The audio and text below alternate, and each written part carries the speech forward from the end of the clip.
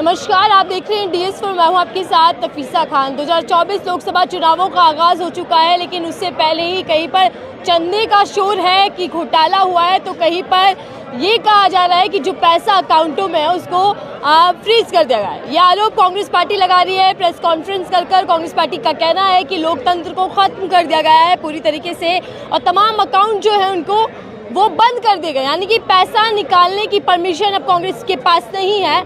इसी को लेकर हंगामा खड़ा हो चुका है। सियासी गलियारों में सियासत तेज हो चुकी है। सत्ता पक्ष यानी बीजेपी एक के बाद एक पलटवार करते हुए कांग्रेस को घेर रहे कि जनता ने कांग्रेस को नकार दिया।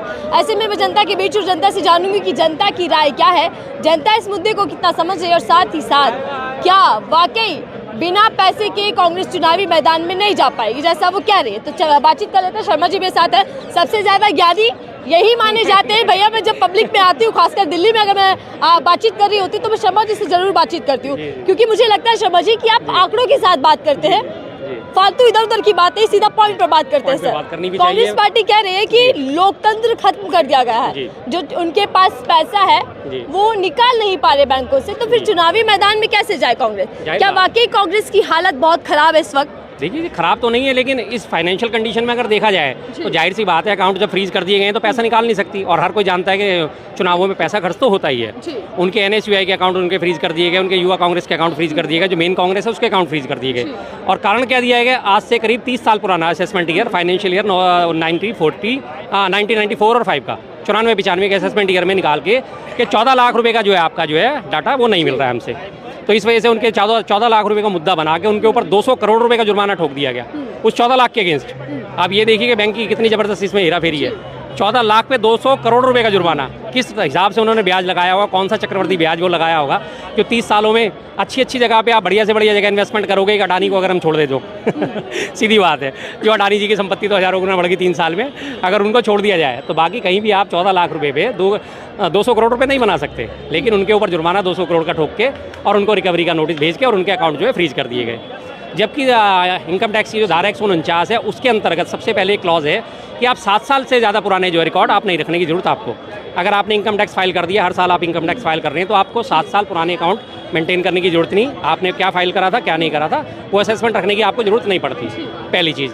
दूसरी चीज़, इसका एक ऑप्शन और भी है साथ साथ, धारा 148 के तहत, जिसमें 2022-23 में दिल्ली हाई कोर्ट ने ये मुकदमे में फैसला दिया था कि अगर 10 साल से पुराने आप मुकदमे खोलते हो तो उसमें कम से कम जो है ना टैक्सेबल इनकम जो है 50 लाख रुपए की होनी चाहिए।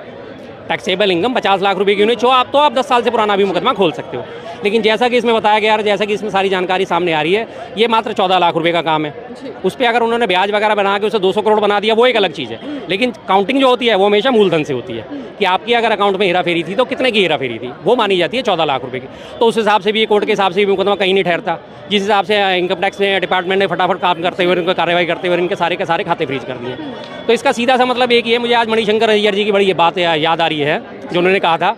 मणिशंकर अय्यर जी ने मोदी जी के बारे में बात बोली थी, जिसके लिए उनका बड़ा वो लानत मनानत करी गई थी कि प्रधानमंत्री के बारे में उन्होंने ऐसा बोला वैसा बोला। अब आगे बोलने की तो जरूरत ही नहीं है, जो देखेंगे इस वीडियो को सब समझ जाएंगे। मणिशंकर अय्यर जी की बात सबको याद आ जाएगी कि उन्होंने क्या बात बोली थी। तो आज वो साबित होती नजर आ रही है, सीधी सी बात है। फिर भी अगर बता दीजिएगा, क्योंकि आप तो कानूनी जानकारी भी आज लेकर आए शर्मा जी, तो क्या वकील भी बन गए? नहीं जी, वकील नहीं। देखिए, थोड़ा सा जागरूक होने में कोई परेशानी नहीं है। आज अगर हम सीधी सी एक बात कहता हूँ, आज इंटरनेट का युग है, आपको कोई भी चीज़ चाहिए वो इंटरनेट पे मिल जाएगी।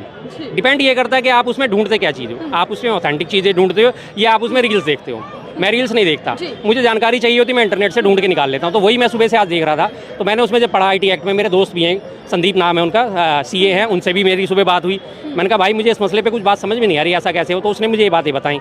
फिर उसने कहा बेशक आप इसको चेक कर लेना। तब जब उसमें मैंने चेक करा, पुराना इसमें मैंने वो पढ़ा, 2023 का डेक्कन हेराल्ड में भी छपा, सारे अखबारों में भी छपा था, दिल्ली हाई कोर्ट का फैसला कि आप 7 साल से पुराने मामले वही निकाल सकते हो जिनमें आपकी रिकवरी 50 लाख रुपए ऊपर हो, 50 लाख से ऊपर का आपका हेराफेरी हो अकाउंट में। तो इसलिए, और धारा 149 जो है IT एक्ट की, वो भी यही कहती है कि आप 7 साल से पुरानी ITR आपको रखने की जरूरत नहीं है। आपने एक बार ITR फाइल कर दी, इनकम टैक्स आपके ऊपर जो है ठीक है, उसको तसल्ली हो गई, आपकी ITR क्लियर हो गई, आप इसके बाद 7 साल बाद अपना डाटा क्लियर कर सकते हो। और जैसा कि 22-23 में एक और इसमें आया था कि 3 साल का, उसमें घटा के इसको 3 साल का टाइम दिया जा रहा था कि अब 3 साल तक ही अगर आप इनकम टैक्स जो है आवाज़ उठा सकता है कि 3 साल अगर आपने हो गए पूरे तो उसके बाद इनकम टैक्स पूछेगा नहीं है आपके अकाउंट में क्या गड़बड़ थी या क्या नहीं थी। देखिए, इनकम टैक्स का मामला ऐसा है, लेकिन मैं कांग्रेस की स्थिति पर चर्चा करना चाहूँगी।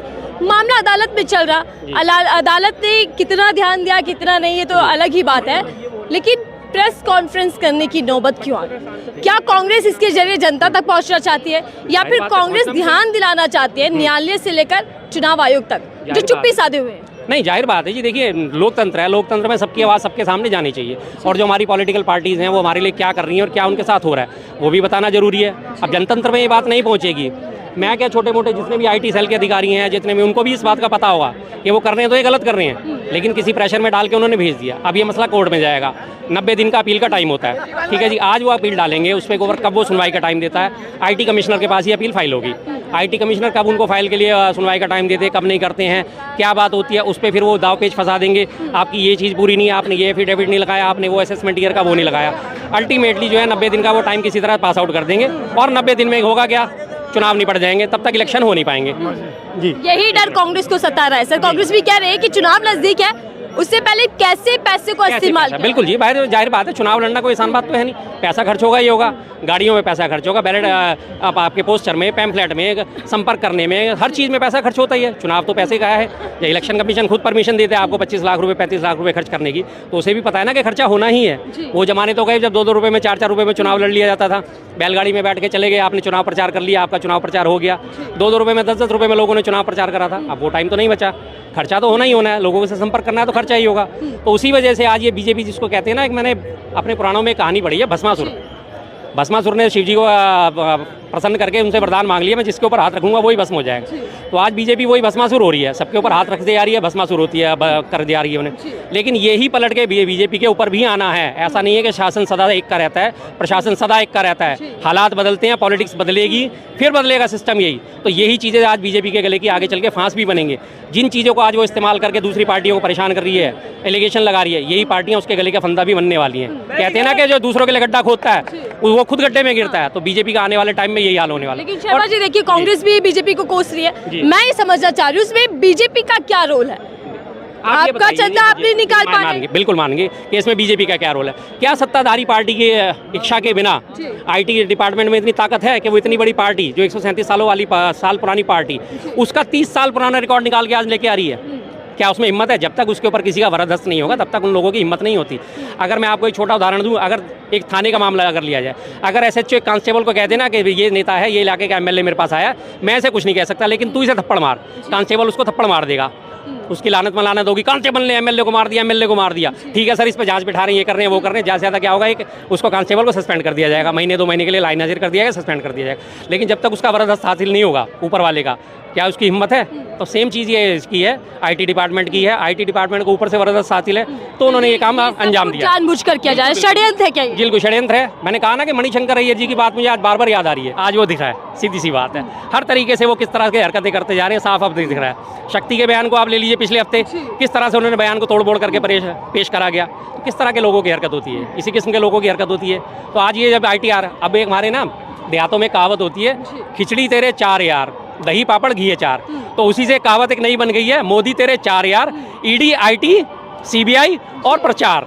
तो आज उन चारों चीजों का इस्तेमाल प्रचार पर ही बवाल बच चुका है, क्योंकि कैसे प्रचार किया जाए यही सवाल कांग्रेस कर रहे हैं सर। लेकिन मैं ये समझना चाह रही हूँ कि बीजेपी और खासकर PM मोदी जब 400+ सीटों का दावा कर रहे हैं कि हम 400 जीतने जा रहे हैं, तो फिर उससे हार का डर कहाँ है जो वो ऐसा कर रहे हैं? कांग्रेस जैसे आरोप लगा। देखिए जी, एक हवाई होना अलग बात है। यहाँ पे बताइए, सारे लोग गुब्बारे बेच रहे होते हैं, वो गुब्बारा इतना बड़ा बड़ा करके दिखाते हैं, देखो भाई साहब गुब्बारा कितना बड़ा, गुब्बारा कितना बड़ा। एक पिन चुभने की देर होती है, गुब्बारे की सारी हवा निकल जाती है। आज मैं साफ कहता हूँ, वो पिन हमारा मीडिया है। मेन स्ट्रीम का मीडिया अगर आज न्यूट्रल हो जाए ना, और मोदी जी की कल कारगुजारियाँ खोलनी शुरू कर दे, तो मोदी जी 200 सीटें पार करना बहुत बड़ी बात हो जाएगी, बहुत बड़ी बात। जितनी उनकी हरकतें इलेक्ट्रल बॉन्ड में आपने देखा, उनकी हरकतें सारी सामने आ रही हैं। अभी IT डिपार्टमेंट का मसला आपने, क्या इससे पहले कभी भी किसी भी पार्टी को छोड़ो, किसी इंडिविजुअल को, किसी कंपनी को कभी नोटिस भेजा गया? 30 साल पुराना नोटिस।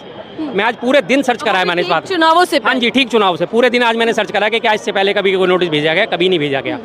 चल जरूर जाता है। 2019 में भेजा गया तो 2019 का आज तक 24 तक चल रहा है, 2009 में भेजा है 2024 तक चल रहा है, फैसला नहीं हुआ उस पर, वो एक अलग चीज़ है। लेकिन 30 साल पुरानी ITR को उठा के, फाइनेंशियल ईयर 94-95 को उठा के जो नोटिस भेजा गया, आज से पहले इतिहास में कभी नहीं हुआ। तो ये डर सता रहा है उन्हें, हार का डर सता रहा है उन्हें। ज़मीनी स्तर पर तो दिख रहा है कि मेरी हवा खराब है, तो वो ज़मीनी स्तर को नजरअंदाज करके ऊपर ऊपर हवा बना रहे हैं। नहीं, मैं बिल्कुल ठीक हूँ, सब चंगा सी, सब चंगा सी, सब चंगा, सब चंगा है, सब चंगा है, कोई चिंता नहीं है, सब चंगा है। तो आ जाओ ना भाई, आप फेयर चुनाव करो ना, आपको पता चल जाएगा सब चंगा है क्या है या कौन है। चुनाव की बात करें, इलेक्शन कमीशन लगातार इस बात का दावा कर रहा है कि फ्री एंड फेयर इलेक्शन होता है देश के अंदर। अभी भी जब पीसी गिरी तब भी यही कहा गया। लेकिन सर, जब अब आचार संहिता लगी हुई है तो उसको क्या जिम्मेदारी नहीं बनती कि वो सारे अकाउंट्स को फ्रीज कर दे, डिसफ्रीज कर दे? डिसफ्रीज कर दे। चलिए, ये तो आचार संहिता की बात आपने करी। पहली चीज़ तो ये काम होना नहीं चाहिए था जो इसमें अकाउंट फ्रीज करें। दूसरी बात, अगर आप वो कहते हैं कि इलेक्शन कमीशन कहता है कि बिल्कुल नहीं, हम फ्री एंड फेयर चुनाव कराएंगे। आप फेयर चुनाव को देखो, राजनांदगांव है, वहाँ पे जो राशन के थैले बट रहे हैं उसमें मोदी जी की फोटो अभी भी चल रही है। जबकि आचार संहिता लगते ही किसी भी सरकारी चुनाव का या किसी भी सरकारी प्रचार का इस्तेमाल नहीं करा जा सकता। मोदी जी ने अभी भाषण दिया कि हिंदू की बात करते हैं और कांग्रेस हमेशा हिंदू की बात करती है, जबकि हिंदू विरोधी है। इससे पहले उसी इलेक्शन कमीशन ने राहुल गांधी जी को क्या बोला था कि आप अपनी भाषा पे संयम रखिए, इस तरह के हिंदू मुस्लिम की बातें मत करना। लेकिन मोदी जी के मामले में आंखें मूंद गई। अब वो आचार संहिता कहाँ चली गई? अब वो आचार संहिता कहाँ है? अभी उनके टी राजा ने लगातार यहाँ पे वो करा है, अपने वहाँ पे जनसभा करी, उसमें उन्होंने लगातार खुल के नारे लगाए हैं, हिंदू मुस्लिम के नारे। अब वो आचार संहिता कहाँ चली गई? कहाँ चली गई वो आचार संहिता? मोदी जी के नाम पे आते हैं आचार संहिता के नाम पे, जैसे वो अन्ना हजारे आज सो गए हैं ना बिल्कुल। जब वो 2012 में बड़ा लोकपाल कर रहे थे और उसके बाद वो कहाँ है कहाँ नहीं है कोई नहीं जानता आज उन्हें। वही हालत चुनाव आयोग की है। सत्ताधारी पार्टी के ऊपर चुनाव आयोग के ऊपर लगे कि हाँ जी सत्ताधारी पार्टी ने कुछ गलत करा, सो जाएंगे आराम से। दूसरे का जरा सा मिल जाए फौरन एक से ऐसे जग जाएंगे, चारों तरफ से उनके सब सारे के सारा प्रशासन सक्रिय हो जाएगा। अरे ऐसा कैसे करा, ऐसा कैसे करा, ऐसा कैसे करा। अभी भी मोदी जी लगातार घोषणाएं कर रहे हैं। अभी आपने उन्हें देखा होगा कि आपने नौसेना का वो वायुसेना का हेलीकॉप्टर इस्तेमाल कर रहे थे, आचार संहिता के हिसाब से वो नहीं कर सकते। क्यों करा उन्होंने सरकारी खर्च पे वायुसेना का इस्तेमाल? नहीं करा। लेकिन इलेक्शन कमीशन चुप है, तो फिर हम कैसे मान लें कि वो सही है? और जब इलेक्शन कमीशन की प्रेस कॉन्फ्रेंस में उनसे मांगा गया था कि जी ईवीएम के ऊपर आप सवाल जवाब दीजिए कि ईवीएम अगर गड़बड़ होती है तो आप तो वो शायरी करने लग गए, खता तुम करते हो और सजा हमसे मांगते हो। क्या था वो? कुछ इस तरह से उन्होंने बोला था, 4-5 लाइनों का मसला अलग है, हम उस पर आएंगे। लेकिन सर, लोकतांत्रिक देश है, सबसे बड़ा लोकतांत्रिक देश भारत को माना जाता है। राजनीतिक पार्टियों को तमाम एक बराबरी का हक है। लेकिन क्या लगता है कि 2024 का चुनाव जो सबसे अहम माना जा रहा है, उसमें एक पार्टी के पास पैसा ही नहीं है कि प्रचार कर ले, और एक पार्टी देखिए प्रचार तंत्र को इतना बढ़ चढ़कर चुनावों में देखने को मिलेगा। क्या लगता है कि भेदभाव किया जा रहा है, इस पर कोई एक्शन? जाहिर बात है, बिल्कुल। और क्या ये लोकतंत्र वाकई खत्म हो चुका है जैसे राहुल गांधी? बिल्कुल खत्म है जी। अगर लोकतंत्र की बात होती तो बराबरी का अधिकार सबको दिया जाता है, बोलने का अधिकार सबको दिया जाता है, अपनी बात रखने का सबको अधिकार रख दिया जाता है। इस तरह से हरकतें थोड़ी करी जाती हैं कि आप दूसरे पार्टी का अकाउंट ही फ्रीज कर दो, वो पैसा ही ना खर्च कर सके, कहाँ से लाएंगे वो पैसा? और अब अगर उनका अकाउंट डिफ्रीज नहीं होता और वो फिर भी चुनाव प्रचार में उतरते हैं, कहीं से पैसा इकट्ठा करते हैं, कुछ करते हैं, तो उनके ऊपर आप क्या आरोप लगेंगे? ब्लैक मनी इस्तेमाल हो रही है, अकाउंट तो फ्रीज में, पैसा कहाँ से लाए? अगर यही बात आप देख लेना कि 1-1.5 हफ्ते अगर ये डिफ्रीज नहीं है अकाउंट और इन्होंने अपना चुनाव प्रचार शुरू कर दिया, तो सबसे पहले यही बीजेपी इनके ऊपर आरोप लगाएगी, आपके अकाउंट तो फ्रीज है, पैसा कहाँ से आया आपके पास? इन्हीं के ऊपर फिर ये आरोप लगाएगी कि करो तो क्यों करा, नहीं करा तो नहीं क्यों नहीं करा। इनकी हालत तो वो हो चुकी है। सर, बीजेपी तो अभी से ही कह रही है ना कि जनता ने कांग्रेस को नकार दिया है, जनता को लूटा कांग्रेस ने। अब अगर हार रहे तो क्या कर सकते हैं हम? इसमें जाकर टैक्स भर देना चाहिए था। जनता को इतना लूटा उन्होंने कांग्रेस ने कि जनता को लूट के कांग्रेस आज तक अपना एक दफ्तर नहीं बना पाई। मैं इस बात को बार बार उठाता हूँ। आज भी कांग्रेस जो है 24 अकबर रोड पे ही चल रही है, सरकारी दफ्तर में चल रही है जो सरकार के द्वारा उसे अलॉटेड है। और बीजेपी को आप देखो कि बीजेपी ने लूटा नहीं, कहते हैं हाँ जी बीजेपी ने लूटा नहीं। 6066 करोड़ का तो भी इलेक्ट्रल बॉन्ड का उसका घोटाला सामने आ ही चुका है जो उसको मिले हैं। उसके अलावा उसने हजारों करोड़ का चंदा कहाँ से कैसे मैंने आपको एक बार पहले भी लिस्ट गिनाई थी, स्वनिधि योजना, सम्मान योजना और वो कौन से उसके प्रदर्शन वाले फंड और इस तरह के दुनिया भर के फंड। और अभी मोदी जी ने भी इस बात को साबित करने की कोशिश करी जब उन्होंने 2000 रुपये का चंदा अपनी पार्टी को दिया था।